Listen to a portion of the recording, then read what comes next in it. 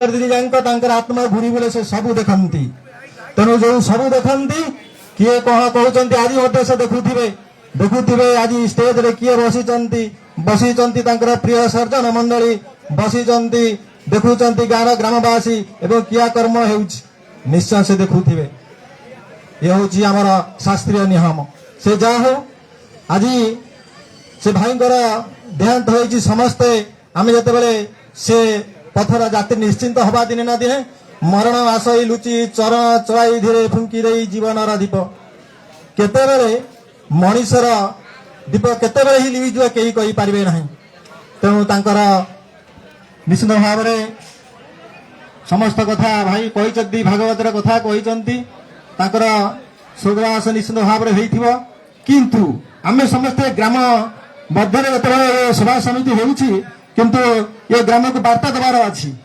कहले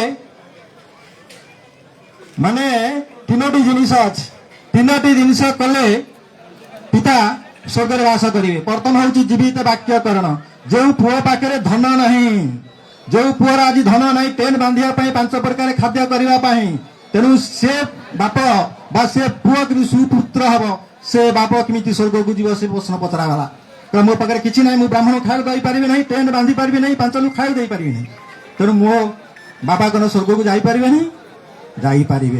कहले से शास्त्र कहूँ जीवित वाक्यकरण जदि पुत्र हिसाब से बापा बंची समय सब कथा बापा मानी तेणु बापांकर सेटा हूँ पुण्य बा पुअर हूँ सेटा पुण्य जीवित वाक्यकरण जदि कथा न मानिच पाखे न विदेश अछ तेणु सी कि भाव में स्वर्ग प्राप्ति हम तो कहे मृताया भूरी भोजन आज जोटा तीन टा बाट कहीदे शास्त्र में 3टा बाट अनुसरण कले स्वर्ग प्राप्ति हम कहले जीवित वाक्य कर मृताया भूरी भोजन गयान पिंड दान ये 3टारू गोटे कले स्वर्ग प्राप्ति हम ये कथा वार्ता दे शास्त्र मानक केवल से नुहे से जहा हूँ मंच समस्त बुद्धिजी उपस्थित होती समस्त को एवं मोर आवाल बुद्धमता ग्रामवासी समस्त को मोर भक्तिभूत प्रणिपात जनाऊँगी एथि सहित टिकिए पछकू पड़ेगा कार्तिक बाबू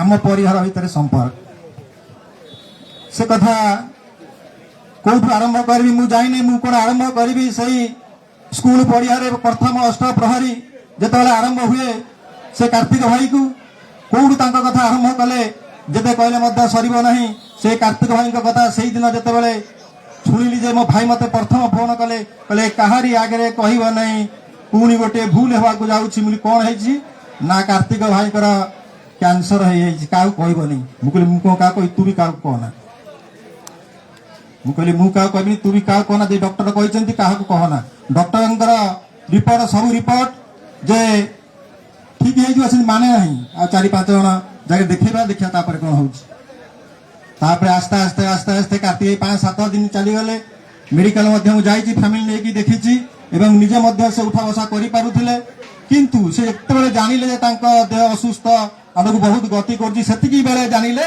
जी डायलिसिस है सी तो जाना लोक ना तेणु कहले मोर बोधे कौन है आस्ते आस्ते से सब जानिले से भाई को कथा कौन स्मृतिचारण करी अणका गाँव समस्त तो कहीदे गले ब्रज कार्तिक 2 भाई जिते सोशल मीडिया बाहर गला कार्तिक चलीगले मत फोन आसला अरे तुम भाई ए गोटे जाते पुणी जन चलीगले कि मुझे हाँ ए चलीगले सब तो दुख पड़ी 26 मसीह मामू पुओ भाई जाती तेणु ये गोटे भाई गलापर ये भाई चलीगले से भाई कथा समस्त जानी कार्तिक भाई कार्तिक वर्ज होते 2 भाई आम परिवार लोक आ से दिन से आम परिवार लोक होते जो दिन मो बड़ भाई आ से गोटे स्कूल रे पढ़ुले से समय मो भाई घर को आसी माँ जी मदर जी से कहते तुम्हें हूँ 4 भाई मोर गोटे पुओ तुम पाखे रमें भलरे मंदिर 2-5 जन सांग हो चलो से कथा को केवे भी व्यतिक्रम है आज पर्यंत सदा सर्वदा लोक मैंने जापारी ना ये 4 भाई कि 5 भाई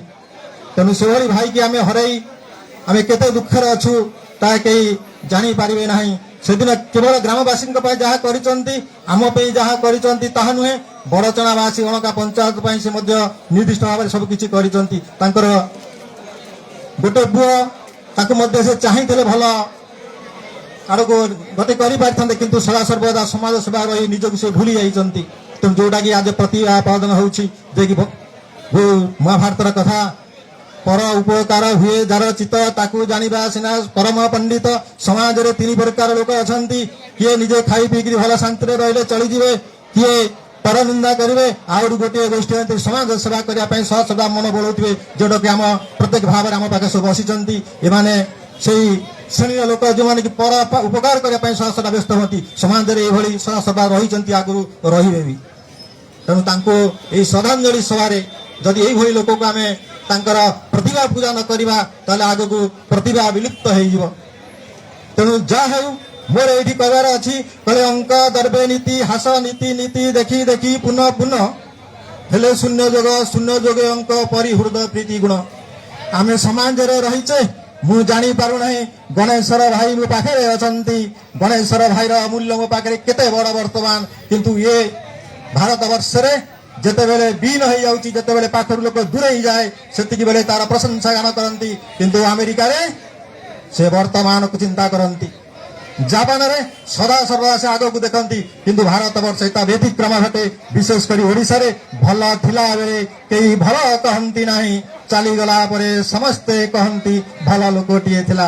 ଯେଟାକି ପରବର୍ତ୍ତୀ ସମୟରେ ସେ ଯେତେ ବଞ୍ଚିଥିଲା, ଯଦି ଭଲ କୁହାଯାଏ, ସେ 5 ପାଦ ଯଦି ଯାଉଥାଏ 10 ପାଦ ସିଂହ ଭଳିଆ କାମ କରିବ।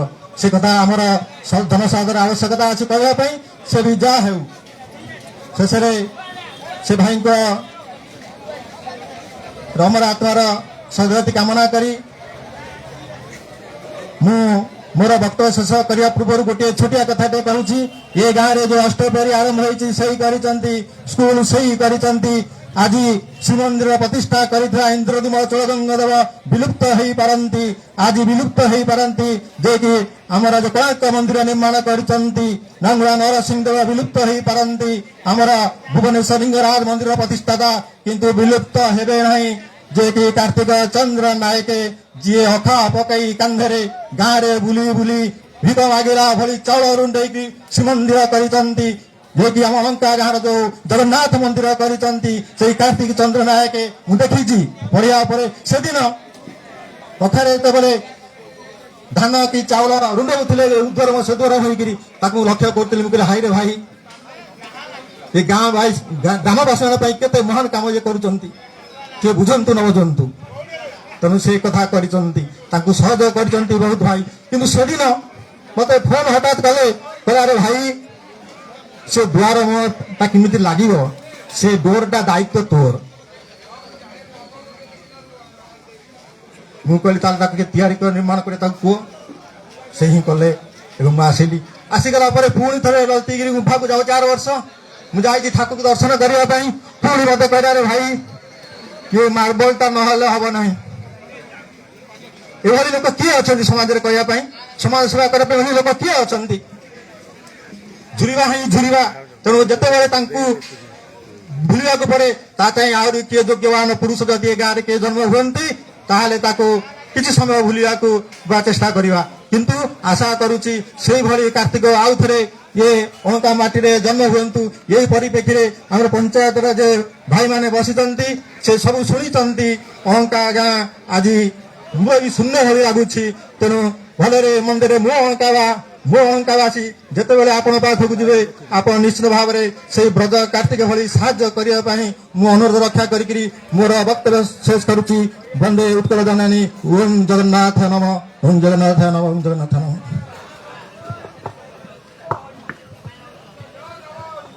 ଧନ୍ୟବାଦ ଚକ୍ରଧର ବାବୁ।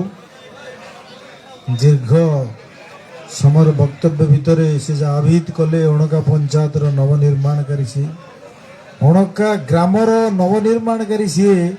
ଅନେକ କିଛି ମନ୍ଦିର ପ୍ରତିଷ୍ଠା କରିଛନ୍ତି। ସେ ଶନି ମନ୍ଦିର ହଉ, ମା ଚାଉଳୀଙ୍କର ମନ୍ଦିର ହଉ ବା ଜଗନ୍ନାଥ ମନ୍ଦିର ହଉ, ସବୁଥିରେ ତାଙ୍କର ଭୂମିକା ଥିଲା। ବ୍ରଜ ଭାଇ ଆଉ ସେ ଅନଙ୍ଗ ଭୀମଦେବ, ସେ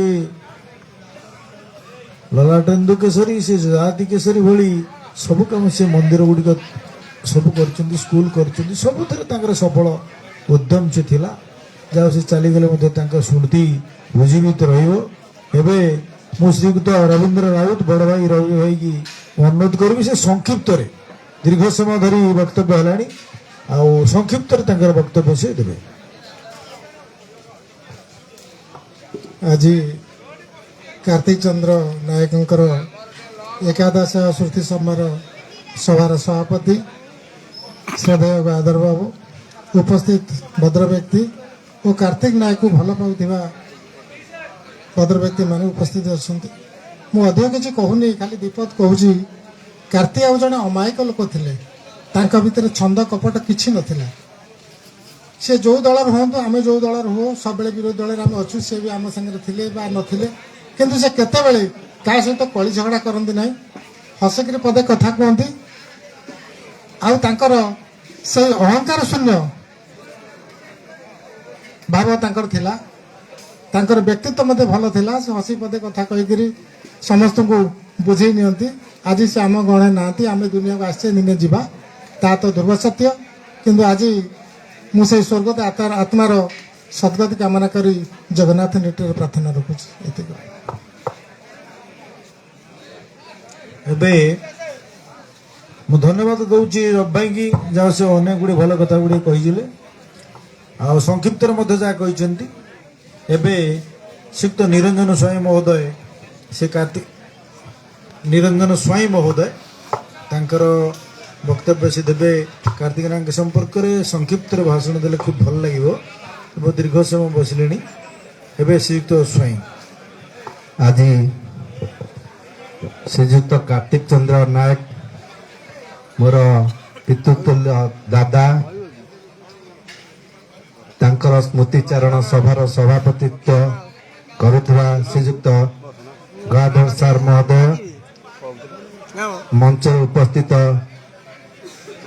ଆମ ଏ ଅଣକା ଗାଁର ଜଣେ ସମାଜସେବୀ ଅଧ୍ୟାପକ ଶ୍ରୀଯୁକ୍ତ ଚକ୍ରଧର ନାୟକ ମହୋଦୟ, ଆମ ଗଣରେ ଉପସ୍ଥିତ ଅଛନ୍ତି ଅଣକା ପଞ୍ଚାୟତର ପୂର୍ବତନ ସରପଞ୍ଚ ଶ୍ରୀଯୁକ୍ତ ଗଣେଶ୍ୱର ସାମଲ ମହୋଦୟ, ଏ ମଞ୍ଚରେ ଉପସ୍ଥିତ ଅଛନ୍ତି ପୂର୍ବତନ ସମିତି ସଭ୍ୟ ଶ୍ରୀଯୁକ୍ତ ସୁରେଶ ଚନ୍ଦ୍ର ସାହାଣୀ ମହୋଦୟ, ଆମ ଗହଣରେ ଉପସ୍ଥିତ ଅଛନ୍ତି ଗୋବିନ୍ଦ ଶତପଥୀ ମହୋଦୟ ଏବଂ ଏ ଗାଁର ଜଣେ ସମାଜସେବୀ ନ୍ୟାୟ ସରପଞ୍ଚ ଶ୍ରୀଯୁକ୍ତ ସନ୍ତୋଷ ସାହୁ ମହୋଦୟ ଏବଂ ଅଣକା ପଞ୍ଚାୟତର ଜଣେ ପୂର୍ବତନ ସରପଞ୍ଚ ବର୍ତ୍ତମାନର ସରପଞ୍ଚଙ୍କ ପ୍ରତିନିଧି ଶ୍ରୀଯୁକ୍ତ ସୌମେନ୍ଦ୍ର ମହାପାତ୍ର ମହୋଦୟ ଏବଂ ମଞ୍ଚ ତଳେ ସମସ୍ତେ ବସିଛନ୍ତି ଶ୍ରୋତା ବନ୍ଧୁ ଏବଂ କାର୍ତ୍ତିକ ଚନ୍ଦ୍ର ନାୟକକୁ ଭଲ ପାଉଥିବା ବରେଣ୍ୟ ବ୍ୟକ୍ତିତ୍ୱ।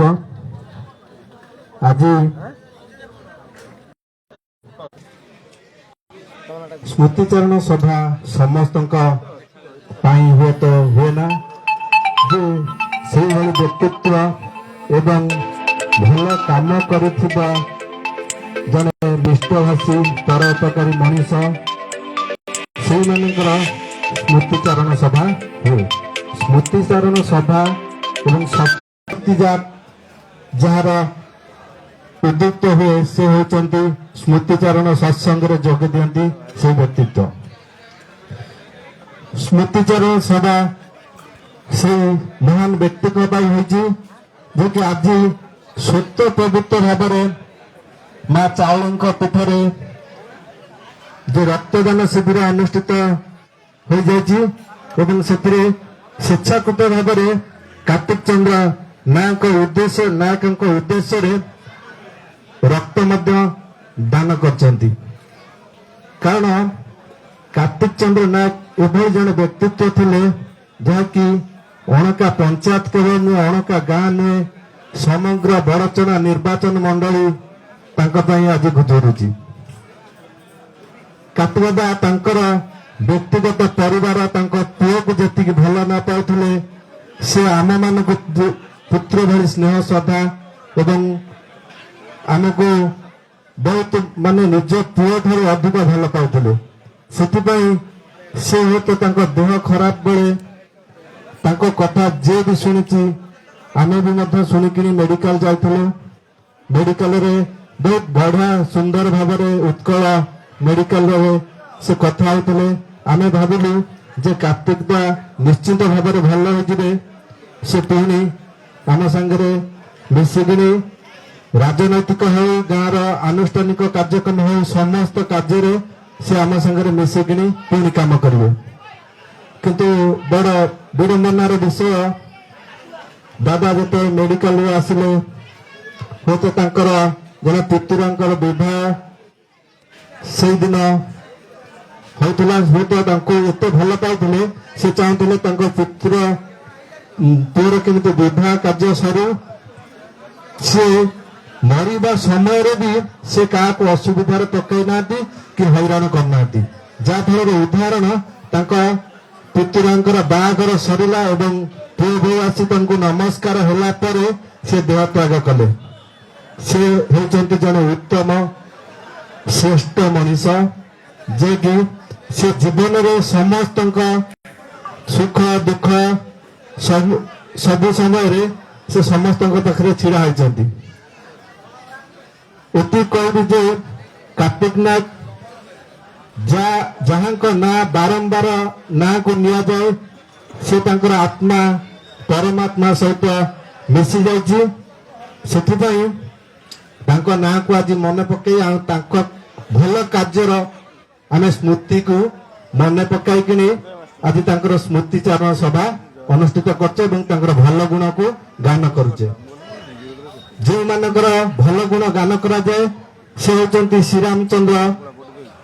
ପ୍ରଭୁ ଶ୍ରୀରାମଚନ୍ଦ୍ର ସେ ଭଲ ଉତ୍ତମ ପୁରୁଷ ଥିଲେ ଏବଂ ଭଲ କାର୍ଯ୍ୟ ସେ ତ୍ରେତୟା ଯୁଗରେ କରି ଯାଇଥିଲେ। ତାଙ୍କ ନାଁ ଆଜି ପର୍ଯ୍ୟନ୍ତ ବି ଲୋକ ଆଦୃତ କରୁଛନ୍ତି। କାର୍ତ୍ତିକ ଚନ୍ଦ୍ର ନାୟକ ତାଙ୍କର ପରିବାର ଏବଂ ତାଙ୍କର ବନ୍ଧୁ ବାନ୍ଧବ ସମସ୍ତେ ତାଙ୍କୁ ବହୁତ ଆଦର କରନ୍ତି ଏବଂ ଭଲ ପାଆନ୍ତି। ଗୋଟେ ଛୋଟ କଥା ହଉଛି କଣ ନା